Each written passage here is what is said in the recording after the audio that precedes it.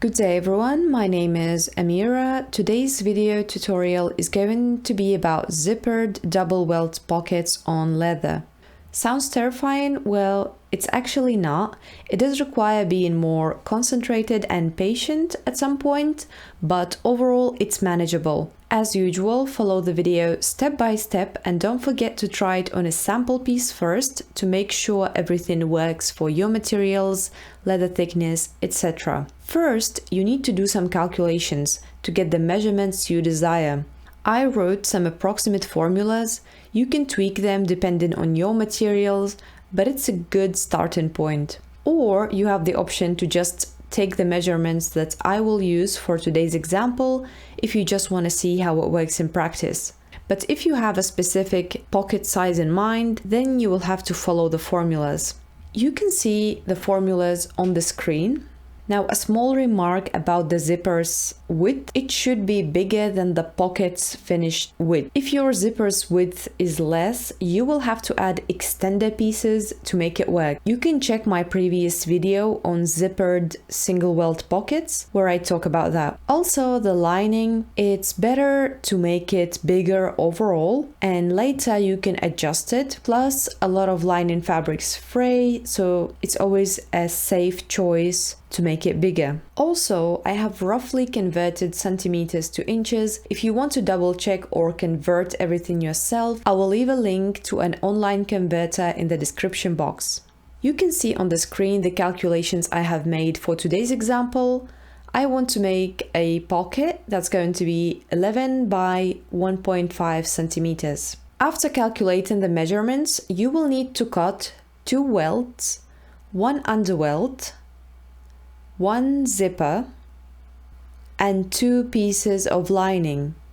I marked the right sides with an R. Also, interface your welts and underwelt, and interface the area of the main garment piece, where the pocket will be placed. On your main piece, mark a rectangle with the parameters of the desired pocket. Mine is going to be 11 centimeters by 1.5 centimeters. Draw a line in the middle, stopping about 1.5 centimeter from both sides, and draw 2 lines to the corners of the rectangle. Cut along the lines to the tip of the triangle and along the side of the triangle. Next, put double-sided leather tape around the rectangle on the wrong side and fold each side to the back. Make sure the corners of the rectangle look neat and secured. It was late at night, so I couldn't hammer loudly, since I do care about my neighbors, but you can definitely hammer the frame down or use a roller to reduce the bulk. My tape looks dirty and visually unappealing, but actually I think it's a good sign, meaning it's really sticky and attracts everything around it. I marked the sides of the rectangle A, B, C, and D. And let's do the next step right away. Put some tape along both lengths. Don't put them too close to the edge so that they don't stick out. Take your welts and fold them in half, then iron them really well. I use paper to protect the iron from the leather and the leather from the iron. Align one of the lining pieces with the underwelt, right side to the right side, and secure with some clips. Then connect them with a stitch about ½ centimeter away from the edge, and then top stitch the lining to give the piece a nicer look. Next, we are going to assemble our sandwich. Put the second lining right side up. Then take your zipper and decide how do you want your pocket to open. I wanted it to open from left to right. That means I have to put the zipper on the lining to the opposite side. And that's because we are going to flip the piece later. Align the zipper with the lining opening. You can step a bit from the edge of the lining, especially if it tends to fray. Secure the zipper on the lining with some pins. Align the folded side of the welt with the center of the zipper's teeth. Don't go over the center. You can use a tape to secure the welt to the zipper, or I use the less stable option with the clips. Now we need to combine the sandwich with a stitch. The stitch shouldn't be too far to the right, so that it goes over the 3 layers: welt, zipper, and lining. And it shouldn't be too far to the left, so that it doesn't show on the finished pocket. I take my second welt and tape it to the D side, so that it covers half of the rectangle. And then I take my sandwich and cover the second half of the rectangle. Make sure you like what you see on the right side. Don't let the welts overlap each other. It's better if they have some space in between them than the contrary. Adjust the welts until you like it. Now I need to top stitch the B side.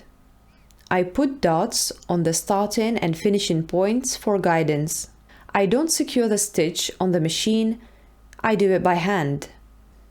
Pull the string, it will reveal the loop of the second thread. Pull with a pin and then tie a knot 3-4 times. Put another tape above the zipper and align the underwelt with the upper welt, or you can put it a bit higher. Secure the linings with pins and even out the linings if needed by cutting the excess. Sew around the pocket starting around the middle of the underwelt. You have to go through all the layers except the main piece. Don't forget to secure your stitch at the beginning and the end. The final step will be to top stitch ADC. This is the step that requires patience and being a bit slower. Going through the zipper can cause the needle to break, especially if your machine is not a heavy-duty one. 2 pieces of advice. Go slow, especially on the sides with the zipper. I go manually, guiding every stitch with the hand wheel. And 2, increase your stitch since the bulk of the fabric is at its peak. I increased mine to the maximum for my machine, which is 5 mm. You can stop with the needle in the fabric, lift the foot and adjust the slider so that the foot continues walking freely. And you can see I finished the seam right where I started and secure the stitch by tying knots.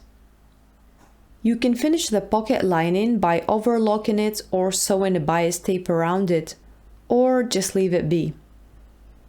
And this is it. Your beautiful leather pocket is ready. And don't tell me it's not impressive. I love the result. Hope you found the video useful. Your reactions and comments are very much appreciated. Take care and bye-bye.